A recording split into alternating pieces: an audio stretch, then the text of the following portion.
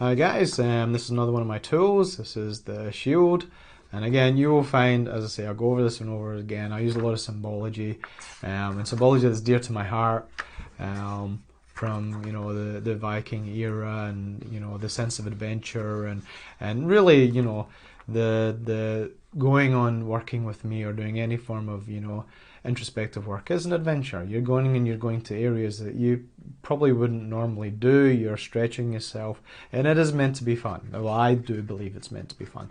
So when we're the next tool that we've got, and it says downloadable from my website, and again I would laminate this one too, because you're going to write on it and take right. And basically what this is the shield. This is what I help people represent. So when we do a choice, when we create a choice and when we create a vision, then the opposing story comes up. So how do we know that's there? Because otherwise you would be living your vision all the time. But you're obviously, if you're working with me or it's not happening, then obviously you have a story that takes you away from that vision.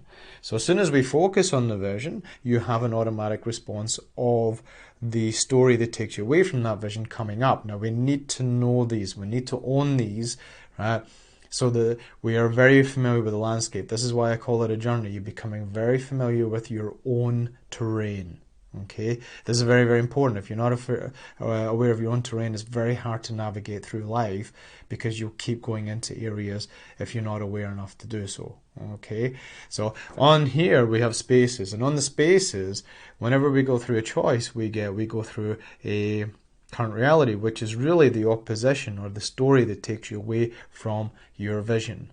So for this one, and this shield this is what blocks you. This is what stops me doing what is in my heart, what is my dream. Okay, so we're just making it more conscious. That's really all you're doing, is you're taking something that's subconscious or unconscious, bringing it to the surface so you can see it's there, own it.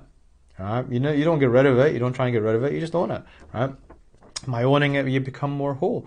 And then writing the most obvious ones down. Yeah, so that you can see them, so that you're more aware of how you trigger yourself, or how you trip yourself up, or what you do to talk yourself out of your own personal dream.